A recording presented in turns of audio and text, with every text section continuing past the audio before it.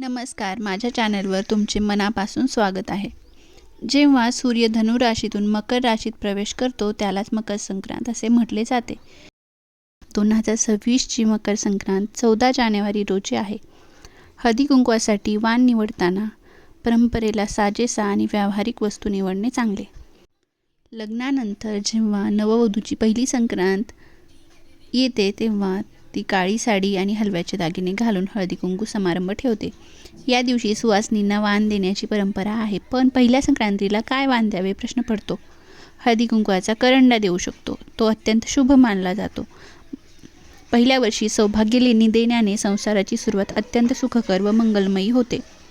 Number 2, शृंगाराच्या वस्तू देऊ शकतो. त्यामध्ये बांगड्या, टिकली, सिंदूर, आरसा, कंगवा देऊ शकतो. आरसा हे सौंदर्याचे आणि लक्ष्मीचे प्रतीक मानले जाते. सुवासिनींना ह्या वस्तू वाण म्हणून दिल्याने स्वतःचे सौभाग्य अक्षय राहते. हळदी कुंकवाच्या करंड्याचे विशेष महत्त्व आहे. काचेच्या बांगड्या, छोटीशी बॅग, करंडा, आरसा, गजरा अशा बऱ्याच वस्तू सुवासिनींना आपण देऊ शकतो. तेव्हा आपण तिच्यातील स्त्री शक्तीचा आदर करतो आणि आदिशक्तीची कृपा आपल्या घरावर राहावी अशी प्रार्थना व्यक्त करतो. वाण देण्याची योग्य पद्धत ही नेहमी पदराच्या टोकाचा आधार घेऊन द्यावे. सुरुवातीला हळदी कुंकू लावून त्यांना वाण द्यावे. मकर संक्रांतीच्या सगळ्यांना खूप खूप शुभेच्छा.